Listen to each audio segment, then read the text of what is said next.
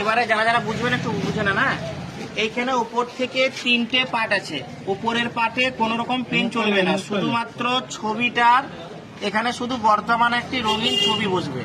সেই ছবিতে কেউ যদি চশমা পরে থাকেন, চশমা খুলে ছবি তোলাটাই ভালো। আর মুখ কান নাক যেন পরিষ্কার আসে, পাসপোর্ট সাইজের ছবি বললেই হবে। আর ব্যাকগ্রাউন্ডটা মানে ছবির পিছন দিকটা যেন হালকা রঙের হয়, এইটুকুই বাস। এবারে উপরের দিকের যে ফর্মটা আছে, এইদিকে কিছু ফিল আপ নয়, এদিকে প্রশ্ন এদিকে উত্তর। এদিকে আমরা লিখবো, এদিকে হচ্ছে 2025 সালে মানে এখন বর্তমান আমার হাতে যে ভোটার কার্ড আছে সেই তথ্য দেখে দেখে ফিল আপ হবে। এইখানে তারিখ মাস বছর যেমন ভাবে আছে ওই ভোটার কার্ডও ওইরকম ভাবেই আছে, ওইরকম ভাবে লিখলাম। আধার নাম্বার ঐচ্ছিক, ওটা করতেও পারেন নাও করতে পারেন। কারোর যদি আধার কার্ড নাম্বার থাকে দেবেন, না দেবেন কোনো অসুবিধা নেই। মোবাইল নাম্বার কিন্তু মাস্ট চাই, এবং যেটাতে ফোন ঢুকবে সব সময়ের জন্য সেরকম একটা মোবাইল নিয়ে বাড়ির 4 জন 5 জন 6 জন পর্যন্ত দেওয়া যাবে।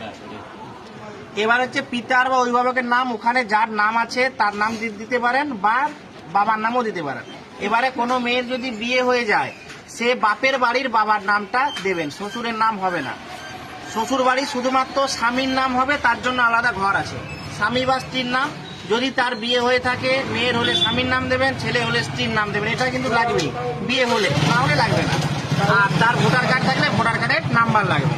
আর এখানে মায়ের নাম লাগবে, মানে মায়েরটা হচ্ছে মেয়ের যে বিয়ে হওয়া মেয়ের ক্ষেত্রে বাপের বাড়ির মা, শাশুড়ি নয়, ঠিক আছে? সবকিছু হচ্ছে বাপের বাড়ি। ছেলের ক্ষেত্রে তো মা একটাই, মানে যা হবে সব হবে বাপের বাড়ি। শ্বশুর বাড়ি শুধু স্বামীর নামটাই থাকবে, আর কারোর নাম থাকবে না। এবারে আসছে এইদিকে 2002 সালের মূল যে তথ্য, কারুর বয়স যদি 40-এর উপরে হয়, নিজের নাম যদি 2002 সালের ইয়েতে থাকে ভোটার লিস্টে, তখন বাম দিকটা আমরা ফিল আপ করবো। আর তার যদি না থাকে তাহলে তার বাবা অথবা মা, ঠাকুমা, ঠাকুরদা, তার জন্য ডান দিকটা ফিল আপ করবো। এইদিকে যেমন ফিল আপ হবে এইদিকেও সেরকম ফিল আপ হবে। একটা দিকে আমি ফিল আপ বলে দিচ্ছি। নির্বাচকের নাম, মানে ওই 2002 সালের লিস্টে যার নামটা আমি দেখছি, আমার নাম হোক বা আমার বাবার নাম হোক, সেই নামটা আমি লিখবো। আমার নাম যদি থাকে আমার নাম লিখবো, আর যদি আমার নাম না থেকে বাঁ দিকটা করছি না ডান দিকে করবো, তখন আমার বাবার নাম লিখবো বা মায়ের নাম লিখবো বা ঠাকুমা বা ঠাকুরদা। আর যদি কারোরই নাম না থাকে, এমনও হতে পারে 2002 কারোর নাম নেই, দুটো লিস্টে ফাঁকা রাখবে। শুধু উপর টুকুন ফিল আপ হবে, ছবি সাঁটাবেন, সই করবেন, বাস। বাকিটা ওনারা বুঝে নেবেন।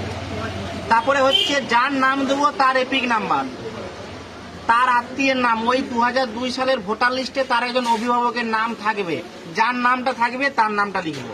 এক্ষেত্রে বলে রাখি, অনেকেই আছে ভোটার কার্ডে এখনের হোক বা 2002 হোক ভুল থাকতে পারে, টুকটাক ভুল, যেটা থাকবে সেইটাই লিখবো, ভুল থাকলে ভুলটাই লিখবো। আর যদি এমনও থাকতে পারে যে 2002 ভোটার লিস্টের নাম মানে ভোটার কার্ডের নাম্বারটাই নেই, লিখবো না, এখানে নেই লেখা আছে এপিক নাম্বার যদি থাকে। অনেকের ফাঁকা আছে, থাকলে দেবেন, না থাকলে দেবেন না, কোনো চাপ নেই। এবার আত্মীয়ের নাম দিয়ে দিলাম। আত্মীয় সম্পর্ক, মানে যার নাম 2002 দিচ্ছি তার সাথে তার যে আত্মীয় আছে, মানে তার যে অভিভাবক আছে, তার সাথে তার কি সম্পর্ক, এখানে আমার কোনো রোল নেই। মানে আমার ধরুন 40 বছর বয়স নয়, আমি এখানে নাম দিচ্ছি আমার বাবার, তাহলে আমার বাবার অভিভাবক হবে আমার ঠাকুরদা, তাহলে বাবার সাথে ঠাকুরদার কি সম্পর্ক সেইটা লিখবো। হয়ে গেল। এবারে জেলা, রাজ্যের নাম, বিধানসভার ক্ষেত্র।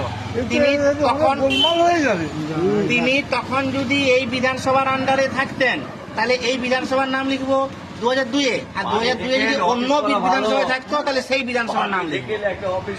এবারে হচ্ছে বিধানসভা ক্ষেত্রের নাম্বার, অংশ নাম্বার, ক্রমিক নাম্বার সব 2002 ধরে 2002 সেইখানে বিধানসভায় কত নাম্বার ছিল, পার্ট নাম্বার ছিল, আর কত সিরিয়াল নাম্বার ছিল। এবারে একটা জিনিস জানছি, এই ধরুন আমার নাম এখানে লিখলাম, আমার 2002 সালের আছে, হ্যাঁ। এপিক নাম্বারটা এখন ঘরে লিখবো না তখন 2002, এই নিচেরটা পুরোটা 2002, এটাই জানছি। উপরটা 2025 ধরে। বাবা মায়ের যখন নাম লিখবো তখন তাহলে 2002 সালের এপিক নাম্বার লিখবো। হ্যাঁ, এপিক 2002 লিস্ট ধরে যার নাম আছে তার নাম লিখবো।